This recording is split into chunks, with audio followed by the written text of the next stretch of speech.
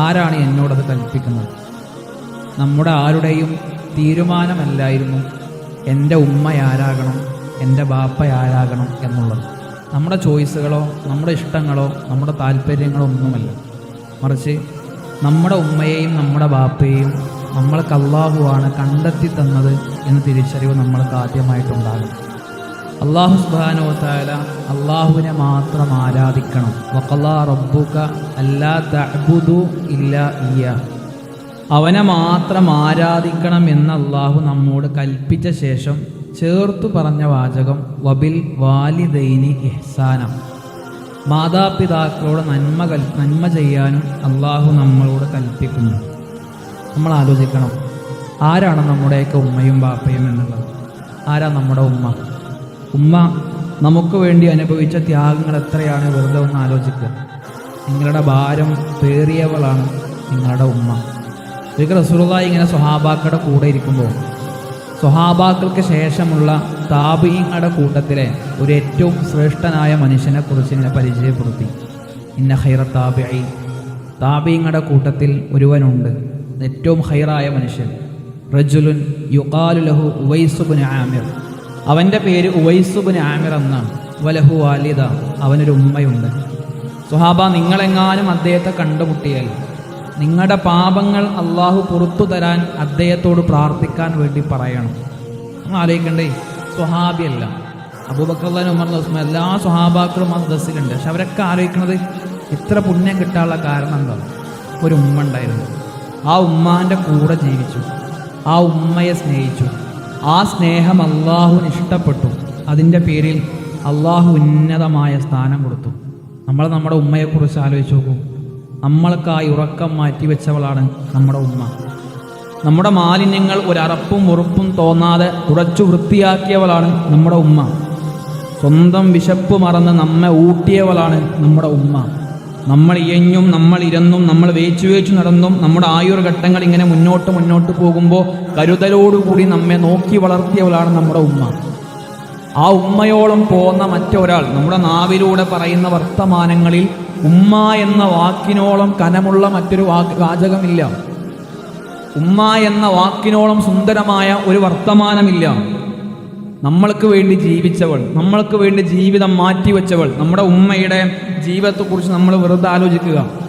നമ്മുടെ ഉപ്പയുടെ ജീവിതത്തെക്കുറിച്ച് വെറുതെ ആലോചിക്കുക. നമ്മുടെ ഉമ്മയുടെയും ഉപ്പയുടെയും 20കൾ 30കൾ 40കൾ ആർക്കു വേണ്ടിയാണ്? ഉമ്മയുടെ 20കളിൽ നിങ്ങൾ ഒരുപക്ഷെ ഉമ്മയുടെ മടിയിലുണ്ടാകും.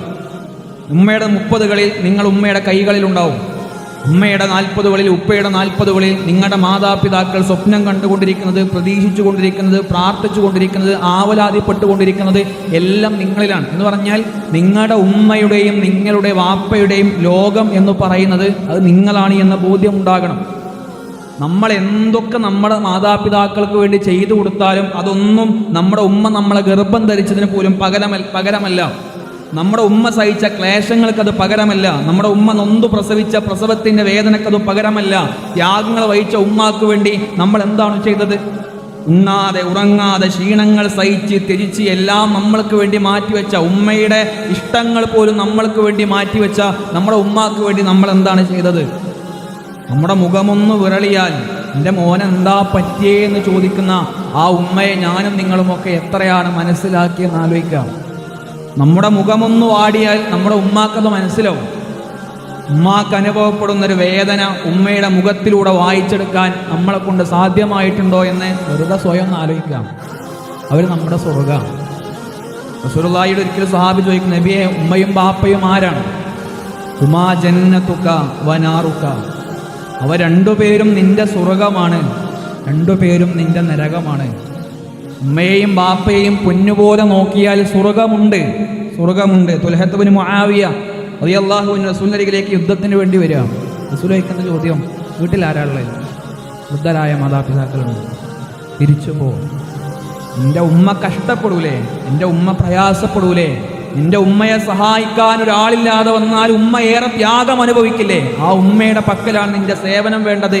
നിന്റെ സ്വർഗം, നീ ആഗ്രഹിക്കുന്ന സ്വർഗം, നീ പ്രതീക്ഷിക്കുന്ന സ്വർഗം, നീ പ്രാർത്ഥിച്ചു കൊണ്ടിരിക്കുന്ന സ്വർഗം നിന്റെ ഉമ്മയുടെയും ബാപ്പയുടെയും പക്കലുണ്ട്.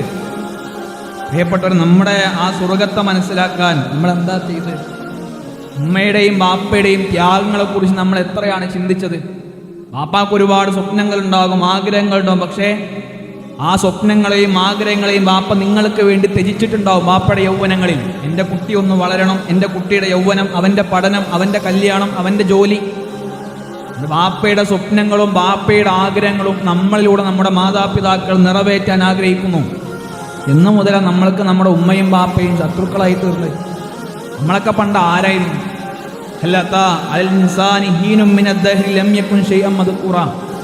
പറയപ്പെടാൻ മാത്രം ഒരു ഇന്ദ്രിയത്തുള്ളി പോലും അല്ലായിരുന്നു നമ്മൾ. ഉമ്മ നമ്മളെ ഗർഭം ചുമന്നു, ഉമ്മ വയറ്റിലും ബാപ്പ തലയിലും ഗർഭം ചുമന്നു. ഉമ്മയുടെ ഗർഭകാലഘട്ടം 9 മാസ കാലഘട്ടം. ത്യാഗമുണ്ടവിടെ, യാതനകളുണ്ടവിടെ, ഉമ്മാക്ക് ബ്ലീഡിംഗ് ഉണ്ടവിടെ, ഉമ്മാക്ക് വൊമിറ്റിംഗ് ഉണ്ടവിടെ. ഉമ്മ ഇഷ്ടപ്പെട്ട ഭക്ഷണങ്ങൾ കാണുമ്പോൾ ഉമ്മാക്ക് ഛർദ്ദിൽ വരുന്നുണ്ട്. നിങ്ങളുടെ വളർച്ചയുടെ ഓരോ ഘട്ടത്തിലും ഉമ്മയുടെ വയറ്റിലെ ഭാരം അത് കൂടി കൂടി കൂടി വരുന്നുണ്ട്. ലോകത്തൊരു സ്ത്രീ അനുഭവിക്കുന്ന ഏറ്റവും വലിയ വേദന, ഒരുപാട് അസ്ഥികൾ ഒന്നിച്ചു പൊട്ടുന്ന പ്രസവ വേദനയിലും ഉമ്മ ചിരിക്കുന്നുണ്ട്.